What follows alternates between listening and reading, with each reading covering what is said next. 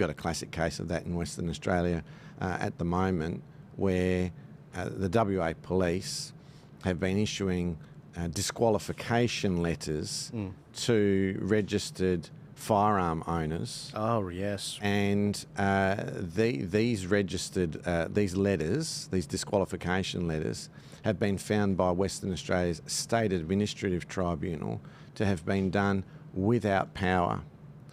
In other words, the prospective law has not yet started, and yet WA police are acting as if the new law has already started. State Administrative Tribunal have obviously said you can't do that.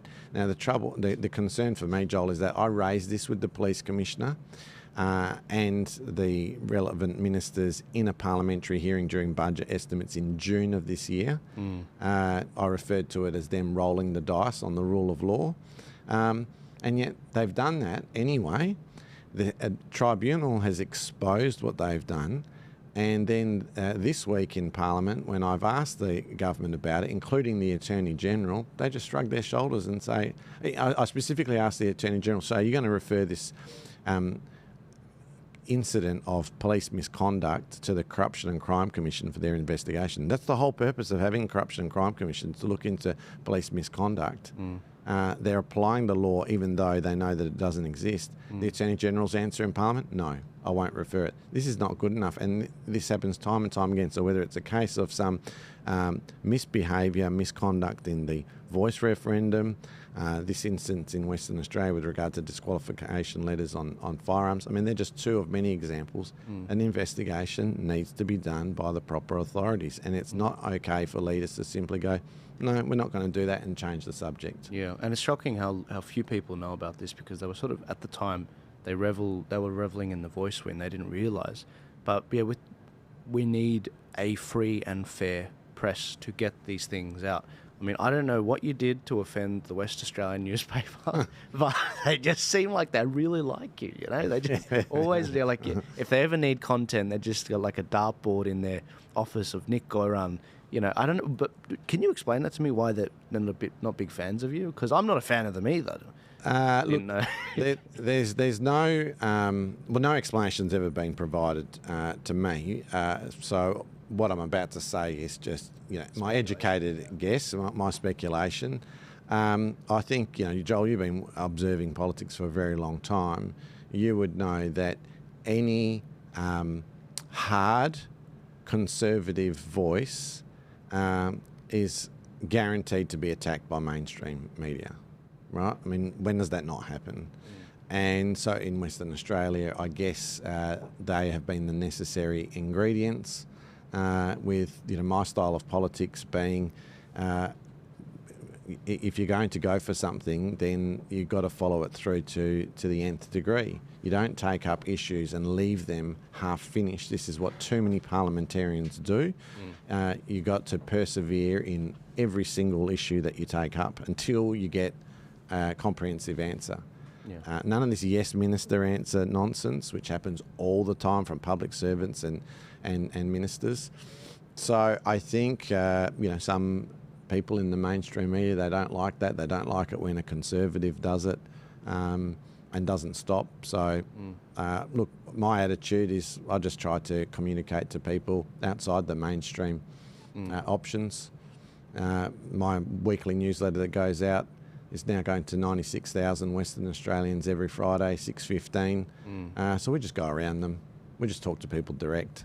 That's building and building from a standing start 2 years ago. And obviously it's working because people are sticking with it and it's growing. Yeah, and I mean, one of the unique things, I love following the freedom movements in the Five Eyes countries, New Zealand, Canada, the US and the UK. But one of the really unique things we got out of the UK was the Light Australia newspaper. The UK started it off, but it was the Light Australia newspaper kicked off out of WA. And I know the people of WA are very proud of this, which is why I'm really excited working with that awesome bunch of people over there.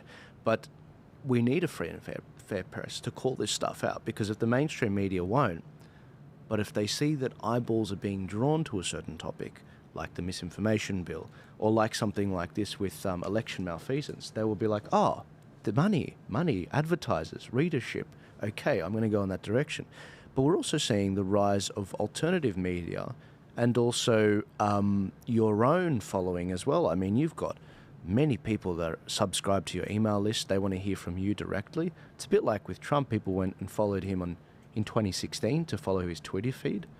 But this is the sort of stories we're not seeing. And I do want that's right. A lot of people, I want to play this video because people forget. People forget these things, and I think it's important to remind them that this is exactly what went on election day, on the referendum day, with Alec Dumidji talking to his mother. He sent me this video because I'd interviewed him, and he said, "Joel, I need you to get this out. This is nuts." And he's a very trustworthy guy. Check this out, guys. Good morning, Mum. What did you just ring me for? I'm just ringing you, why are we voting yes? Because I see a lot of Aboriginal people on TV got yeses on their t-shirt. That's the reason why I rang you, to ask you what I'm going to vote, yes or no. Okay. We doesn't really know what are we voting for. So what do the people tell you in Dumidji that you're voting for? For someone to be in a Parliament House like Neville Bonner, which I seen on TV last week. Yeah, well, Neville Bonner was a senator, Mum. He was a senator in the Senate. So they're misinforming you and basically misguiding you with lies and mistruths. So when you go up today to the voting pool there in Dumidji, you're ringing from Dumidji right now? Yes, I'm in Dumidji. I'm ready. I'm all dressed to go up to vote right now. Now, will you vote no? Because they're lying to you. They're not giving you the full information behind why you're voting yes. You understand? Yeah, no one doesn't even know, even in Dumidji, why they're voting. You tell all of our family, all the Dumidji family and all the George family, they all need to vote no. Okay, yeah. What else did they say to you? Oh, well, they just said to you, come and vote for referendum. I don't even know what that big word is. You know, referendum. Yep. And this is the problem with the way they've consulted. They haven't gone around and consulted all of our people, and they haven't informed our people properly. So what they're doing is they're rushing through a vote to recognise Aboriginal people on their constitution. The Australian Constitution is a rule book and the law book of this land. Now, for us to be recognised on there, we actually need to negotiate a treaty. A treaty is the proper way forward because there needs to be consequences paid for the injustice and the crimes of stolen land and years of stolen wealth from our country, just like what the Queensland government did with you with your stolen wages. You understand? Yeah, I'm sitting at an Ark Damien where you're going, your brother. Well, Damien! You tell all our family, including Brother Damien, everyone, to vote no, okay? Rushing up the road, not to go and vote. Yeah. You just say, I spoke to my son, and if anybody at that polling booth try and convince you to vote yes, you ring me while you're there. You say, this is my son, Alec Dumidji, and he'll tell you the reasoning behind this, and you're not telling us the whole truth. All right, yeah.